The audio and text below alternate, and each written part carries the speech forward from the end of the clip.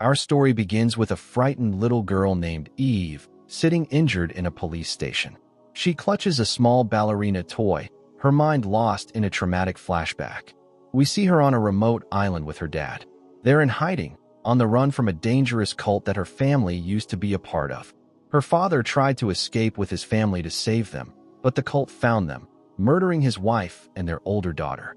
But the danger wasn't over. The cult, accusing him of betrayal, is now hunting him and Eve, intending to kill them both. Their sanctuary on the island is shattered when the cult attacks. They silently eliminate the guards before swarming the house. But Eve's dad is prepared. As it turns out, he's a highly skilled assassin himself, and he unleashes hell on the intruders. He moves through the house with deadly precision, taking out cult members one by one. To create a diversion, he sets off smoke bombs, using the chaos to grab Eve and retreat into a safe room. But more cult members pour in, cornering them. Their leader, known as the Chancellor, finally appears. He confronts Eve's dad, telling him, "First, you married a woman from our family. Then, you betrayed us. We've already punished your wife and older daughter. Now, if you want Eve to live, you will take your own life. Otherwise, I'll kill you both." Loving his daughter more than anything, Eve's dad prepares to do the unthinkable. But just as he raises the weapon to his head, Eve, who had been hiding, runs out screaming for him to stop. Hearing his daughter's voice snaps him out of it. He immediately goes back on the offensive, fighting with everything he has to protect her. The Chancellor, seeing the fight is far from over, makes a tactical retreat while the battle rages on. Just as a cult member gets the upper hand and is about to stab Eve's dad, a gunshot rings out. It's Eve. She picked up a gun and fired, killing the man to save her father. With her dad badly injured, she helps him escape the villa. The moment they get clear, a massive explosion rips the house apart. Eve's dad had rigged the entire place with bombs, and the blast kills all the remaining cult members. The Chancellor, watching from a distance, assumes that Eve and her father died in the explosion and leaves the island. On the shore, Eve's dad's condition worsens. With his final breath, he apologizes to his daughter before passing away. Sometime later, the police arrive and find the injured, orphaned Eve, taking her to the station, which brings us back to the opening scene of the movie. At the station, a man arrives, introducing himself as her father's old friend or uncle. He tells her, "Your father was a good man who wanted to give you a better life. I will now take on that responsibility." He takes Eve from the station and brings her to a grand theater, which is actually a secret training academy. Inside, a teacher is instructing young girls in ballet. Eve is introduced to the woman who runs the facility, the director. The director asks the man, "Does she know the truth about her parents?" To which he replies, "No." The director turns to Eve and tells her, "Your father grew up here. I think you will enjoy it too." Eve agrees to stay. Before leaving, the man gives Eve a special coin, telling her, "If you ever need my help, I will be there." Eve soon meets her new teacher, who explains the academy's philosophy. Here, we have two types of training, ballet and assassination. Holding up a coin, she says, "Every coin has two sides. A person must learn how to create and how to destroy, how to dance and how to fight." This idea resonates with Eve, and she eagerly agrees to take on both training paths. The film flashes forward 12 years. Eve is now a young woman, a graceful ballerina whose training is so intense that her feet often bleed, but she never stops spinning. Her friend tells her she should rest, but Eve is determined to be the best. Her friend replies, "You're already a top-tier assassin. You should focus on that." We then see her other training, where she spars with multiple male opponents. She's taught firearms and advanced hand-to-hand combat. Today, however, she keeps losing. Her coach confronts her, asking what's wrong. Eve says, "They are all stronger than me." The coach shakes his head. "You're not losing because they're stronger.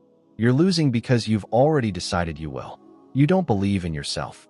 His words ignite a fire in her. With renewed confidence, Eve faces the boys again, this time easily defeating opponents much larger than herself. 2 months later, Eve learns her best friend has been sent away from the academy. When she confronts the director, she's told, "Those who don't have what it takes to become elite assassins are sent to pursue ballet exclusively." She wasn't a killer, not like you. Eve then demands, "If I'm so good, Why haven't I been given any work? I'm ready. The director agrees, but tells her she must first pass a final series of tests. For the first test, Eve is seated across from another girl. The director explains that this girl was also a student here, but she broke the rules. Now, she must be eliminated. A bell rings, and they are both told to assemble a pistol. Eve finishes first by a wide margin, but she hesitates, unable to pull the trigger on another student. Seeing her chance, the other girl finishes her gun and aims it at Eve. In that split second, Eve remembers the moment she killed a man to save her father. With that same courage, she fires, saving her own life. Sometime later, she sees a legendary assassin named John visiting the academy. She approaches him and says, "You're a great assassin. Do you have any tips?" John looks at her and says, "You already are an assassin. I've seen your potential, but if you want my advice, run away from this place." Eve asks why he didn't run away, but he walks off without another word. Finally, Eve receives her first official mission. She must go to a club and protect a young woman from a dangerous gangster. Her only rule is that she cannot kill anyone. She is given a gun loaded only with rubber bullets. If she passes this test, she will become a full-fledged assassin. At the club, Eve spots the target just as the gangster arrives. She confronts him, telling him to leave the girl alone, but he brushes her off and his men attack her. Eve bravely fights them off, using her rubber bullets to injure and disable them. She then intercepts the gangster as he's dragging the girl out of the club, successfully completing her final test. She is now an official assassin for the organization Ruska Roma. A special tattoo, the same one her father had, is inked onto her body to mark her status. The story moves forward, showing Eve completing another mission where she assassinates a target. She expertly removes a bullet from a wound in her own arm, sends a photo of the dead target to her client, and receives a large payment. As she's driving away, her car is hit by another vehicle. The other driver gets out and attacks her. He's a professional fighter, but Eve is faster and more skilled. After a long fight, she manages to kill him. As she looks at his body, she notices a strange mark on his hand. A jolt of memory hits her. It's the same symbol worn by the cult members who killed her father all those years ago. A burning need for answers takes over her. She cuts off the man's hand and takes it straight to the director, demanding to know who these people are. The director warns her to stop. "This is a cult group. Your mother was one of them. Ruska Roma has a strict treaty with this cult. We do not harm their members, and they do not harm ours. You will not break this treaty." Ignoring the warning, Eve finds the uncle who first brought her to the academy. She wants to know everything about the cult, but he warns her they are too dangerous. So, Eve hands him back the coin he gave her as a child and says, "I need your help." Bound by his promise, the man reluctantly agrees. He makes a call and gets her a file on a man named Daniel, the son of the cult's leader. He tells her Daniel is staying in a nearby hotel. What Eve doesn't know is that there is a $4 million bounty on Daniel's head, and the hotel is filled with assassins trying to claim it. Eve finds Daniel's room. He immediately pulls a gun on her, but she tells him, "I'm not here to kill you. I need to find your father. He murdered my family, and I want revenge." Daniel reveals that he is also on the run from the cult and just wants to live a free life with his own young daughter. As they are talking, assassins storm the room. A massive firefight erupts. Eve fights alongside Daniel to protect him. In the chaos, Daniel begs Eve to find and save his daughter, who is elsewhere in the hotel. As Eve fights her way through more assassins, someone knocks her out from behind. She is captured, while Daniel's daughter is taken by the cult. When Eve comes to, she is with the other assassins who were captured after the hotel shootout. They are all being punished by Ruska Roma for the chaos. Eve insists she was only there to talk to Daniel, not to hunt the bounty. Believing her, the council executes the other assassins, but lets her go. Desperate for leads, Eve goes to an illegal arms dealer, hoping he knows about the cult. Just as he refuses to talk, the cult members themselves attack the shop. Eve grabs a grenade launcher and blows them all away, saving herself and the arms dealer. Seeing her fearless passion, the dealer, who also hates the cult, finally gives her the location of their secret headquarters. The director calls Eve, once again warning her not to break the treaty, but Eve hangs up and heads straight for the cult's hidden city. She quickly realizes every single person in the city is a cult member. In a small cafe, She sees a ballerina toy identical to the one her father gave her, and her memories come flooding back. Suddenly, the cafe empties and a man attacks her. She fights him off, but then the chef and other patrons join in, all of them professional fighters. She kills them all and escapes. A powerful man who watched the fight immediately informs the Chancellor that Eve is alive. The Chancellor sends his top enforcer, a woman named Lena, to capture Eve. Lena ambushes Eve, knocking her unconscious and bringing her before the Chancellor. When Eve awakens, the Chancellor asks, "Who are you? Don't you know about the contract between us and Ruska Roma?" Eve defiantly tells him her parents' names. The Chancellor is stunned, realizing that the little girl he thought died years ago is now sitting in front of him. He also realizes her motive is much deeper than just saving Daniel's daughter. Lena, equally surprised, asks who this girl is. The Chancellor reveals the shocking truth. She has come to avenge her parents. "She is your sister." Lena is in shock. While everyone is distracted by the revelation, Eve breaks free and escapes to another building. Lena chases after her. "I'm your older sister," Lena says. Eve is confused. "But they said you were killed with our mother."